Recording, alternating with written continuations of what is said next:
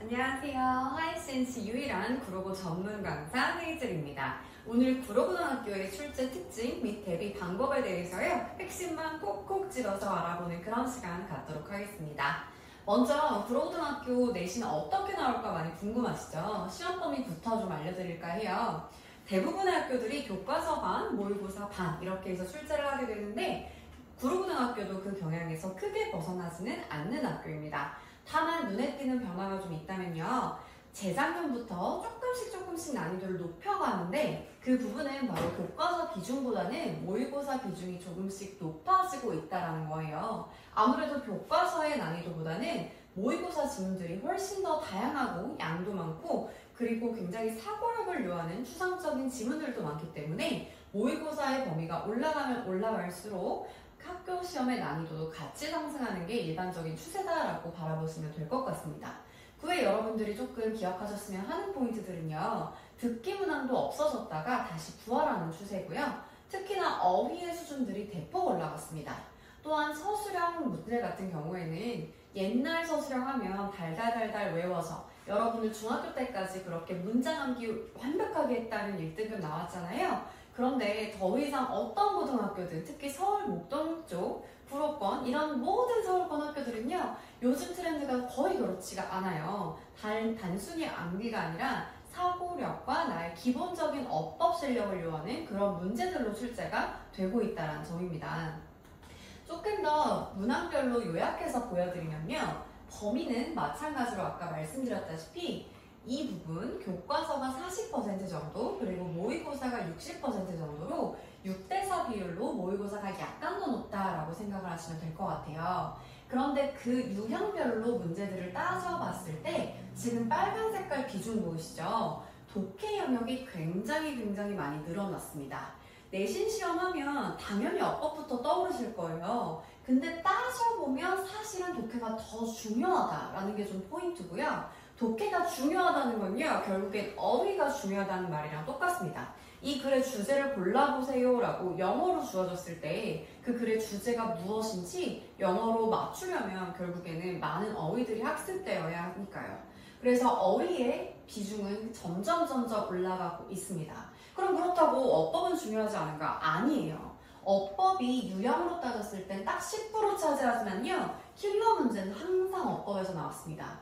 그래서 어법 역시 우리가 탄탄하게 기본기를 다져야 하는 것 플러스 어휘의 실력 역시 향상시켜야 된다라는 것 위주로 보시면 되겠습니다. 객관식과 주관식 비율도요. 다른 학교들과 상당히 비슷한 수준으로 객관식이 8 그리고 주관식이 2 정도로 구성되어 있다라고 생각해 주시면 될 것 같네요. 그래서 총 요약해서 독해별, 어휘별, 서술형별로 핵심 포인트들을 좀 집어드리면요. 독해 부분에서 보면 교과서나 모의고사 모두 난이도가 올라가고 있는 건 맞아요. 독해에서 문제가 많이 나왔다는 건요. 암기로는 대처할 수 없다라는 거예요. 얼마나 그 지문에 대한 이해도가 높은지 그런 이해를 많이 하고 사고력이 좋은 학생들이 좋은 점수를 가져갈 수 있습니다. 그런데 이해력만 좋다고 해서 되는 건 아니죠. 이해를 했으면 내가 어떤 선택지를 한국말로 번역할 수 있는지, 머리에서 들어올 수 있는지가 중요한 포인트겠죠? 그래서 선택지 구문의 난이도가 올라가는 만큼 그만큼 어휘학습과 구문독해 실력도 기본기부터 다져줄 필요가 있습니다. 자, 그래서 독해에서 나오는 선지 구문의 난이도가 높아지는 게 바로 어휘랑 연결되는 포인트라고 말씀을 드렸는데요. 자, 중요하게 들으실게요. 바로 요즘 내신 문제의 트렌드가 바로 어휘예요. 옛날에 1등급은요. 바로 어법 싸움이었잖아요. 얼마나 더 누가 핵심 어법을 잘 알고 누가 더 많이 달달달 암기를 하느냐 였다면 요즘 내신의 트렌드 1등급 싸움은요. 100% 어휘입니다. 내가 얼마나 많은 유희어를 암기하고 있고 얼마나 많은 반의어에 대처할 수 있는가가 1등급을 판별할 수 있는 중요한 지표로 떠오르고 있습니다. 자, 그리고 마지막 서술형인데요. 서술형도 정말 제가 주목해서 설명드리고 싶은 포인트예요. 문장 암기로는 더 이상 완벽한 서술형 대비 불가능합니다. 구로고등학교에서도 마찬가지예요. 특히나 구로고등학교의 서술형은요. 정말 강조해서 보여드리고 싶은데 요약문 완성 문항이 90% 정도 차지한다라는 거예요. 그냥 암기를 하는 게 아니라 요약문을 완성하는 거죠. 예를 하나 들어볼까요? 홈쇼퍼 파치 얘기를 줍니다. 거기에서 꽁지와 파치가 일어났던 모든 일들을 딱 2문장으로 요약하라고 여러분들한테 던져줄 거예요. 그런데 거기에 빈칸을 뚫 거고 거기에 맞는 어휘들을 넣어서 완벽하게 영작을 하는 거죠. 자, 그럼 여기서 어떤 게 요구가 될까요? 먼저 지문에 대한 완벽한 이해의 숙지, 그리고 내가 알고 있는 어휘의 활용, 그리고 내가 적재적소의 어형 변화를 통해서 내가 완벽하게 영작을 할 수 있다는 기본적인 어법 지식, 이 모든 걸 비빔밥처럼 요하는 게 바로 구로교 서술형 킬러 문제의 특징입니다. 그래서 영작의 경우에는 난이도 최상 킬러 문제로 출제되기도 합니다.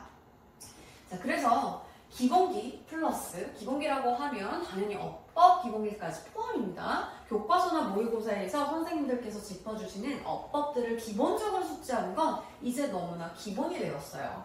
거기에 중요한 유의어, 반의어까지 반드시 어휘학습을 해줘야 되고요. 아까 독해의 비중이 높아지고 영작 역시 요약문으로 나오다 보니까 심층적으로 독해학습을 할 필요가 있습니다. 그래야만 고득점 달성이 가능한 거고요.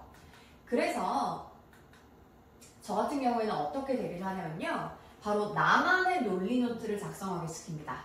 나만의 논리노트 작성이라는 거는요. 저는 친절하고 독하게 강의하는 헤이즈 선생님이라고 하는데 바로 친절하게 하나하나 소재부터 주제부터 한 줄 요약부터 글의 구조까지 친절하게 다 알려줍니다.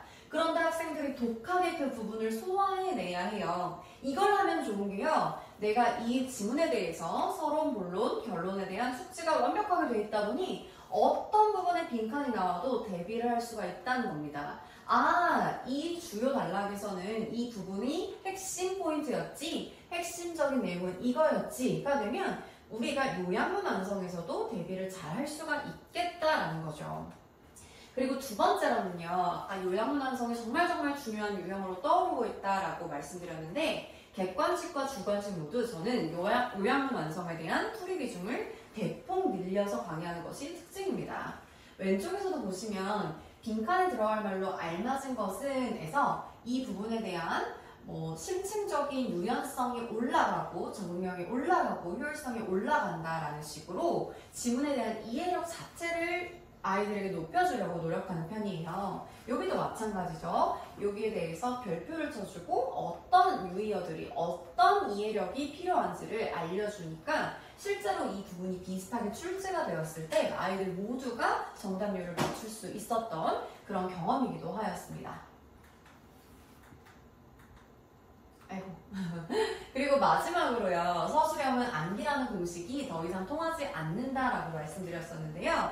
가장 어렵게 나왔던 국어 문제 중에 하나예요. 바로 교과서 지문과 모의고사 지문을 각각 아래처럼 도표처럼 만들어서 이용하라는 그런 문제들이 지금 출제가 되고 있어요. 내용과 어형 변화에 대한 숙지가 되어 있지 않으면 굉장히 어렵겠죠. 그래서 지금 이 영상을 보고 계시는 어머님들 그리고 아이들 여러분들 베이스 탄탄하게 만드셔야 됩니다. 베이스를 먼저 만들고 그 위에 어휘랑 그리고 내용 이해를 건설하는 게 여러분 고득점의 시작이에요. 그래서 이 부분들을 제가 달성을 했었습니다. 그리고 할 것입니다. 여러분들 당연히 어디 가서든지 1등급 받을 친구들은요. 어떤 선생님한테 가서도 다 잘합니다. 그런데 정말 중요한 건 원래 못했던 친구들이 올라가는 그 기적이잖아요. 그 기적 제가 구로고 학생들과 이뤄냈던 실제 검증 사진입니다. 5등급에서 3등급이 되는 기적, 30점이 오르는 기적, 바로 이 탄탄한 베이스와 어휘 실력 그리고 이해력 상승에서 비롯된 결과물이었습니다. 지금까지 친절하게 그리고 독하게 헤이즐 선생님이었고요. 하이신시 유일한 구로고 전문 선생님